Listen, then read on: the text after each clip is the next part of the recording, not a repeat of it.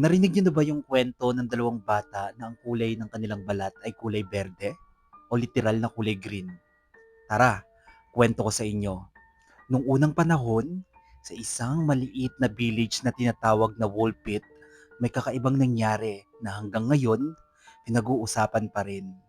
Isang araw, habang abala ang mga tao sa bukid, may dalawang batang biglang lumitaw malapit sa isang hukay na parang trap ng mga lobo. Ang mas nakakagulat, kulay berde ang balat nila. Oo, literal na green. Para silang hindi taga rito sa mundo.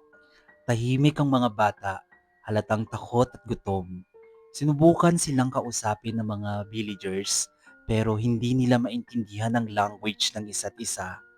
Para silang may sariling mundo, ibang dialect, ibang galaw, ibang aura. Pinakain sila ng iba't ibang pagkain, kanin, tinapay, karne, pero ayaw nilang kainin hanggang sa may nagbigay ng green beans. Doon lang sila kumain. Parang yun lang ang alam nilang pagkain. Habang tumatagal, unti-unting natutong magsalita ang batang babae. Yung batang lalaki, sadly, hindi nagtagal at namatay dahil sa kahinaan. Pero yung babae, nakapag-adjust at naging part ng village.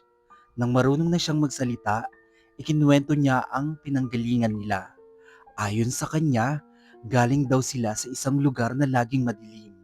Walang araw, parang eternal twilight at lahat ng tao doon ay kulay berde rin. Sabi pa niya, may narinig silang malakas na tunog, parang bell, tapos bigla na lang silang napunta sa wall pit. Parang may portal o ibang dimension na nag-connect sa mundo nila at sa atin. Habang tumatagal, nagbago rin ang kulay ng balat ng batang babae. Unti-unting naging normal, parang mga tao sa wallpit. Pero yung kwento niya, hindi na nawala sa isip ng mga nakarinig. Hanggang ngayon, maraming theories. Multo ba sila? Aliens? O baka naman proof na may ibang mundo na katabi lang ng atin?